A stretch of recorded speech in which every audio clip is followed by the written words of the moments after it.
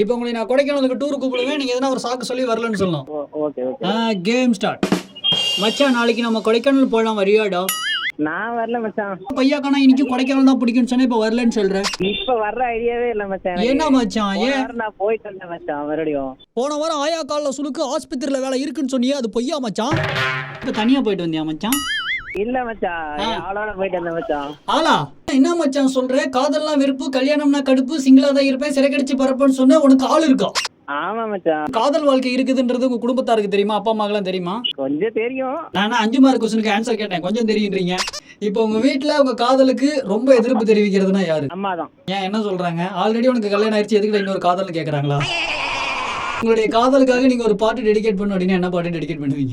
முன்பே வா என் நன்பே வா, பூ பூவாய் பூ பூவா. சில்லுன்னு ஒரு காதல் சித்தப்பாவுடன் மோதல், பொண்ணு வீட்டுல தெரிஞ்சு உங்களை பழக்காம இருந்தா சரி. நீங்க எப்படி உங்களுடைய அன்பை வெளிப்படுத்துனீங்க? கண்கள் கண்களா பேசணும். எங்க அப்படியே காலக்கையர்கள் பாஷையில கொஞ்சம் பேசுங்க. சரி, உங்களுடைய முழு காதல் கதையாவது சொல்லுங்க. அது சஸ்பென்ஸ், அது இப்ப சொல்ல முடியாதுல்ல. சஸ்பென்ஸா? போறப்ப வண்டியில போறப்ப சொல்றேன். பெரிய அமரகாவியம். அந்த காதல் கதையை கேட்டு என் காது கருகாம இருந்தா சரி.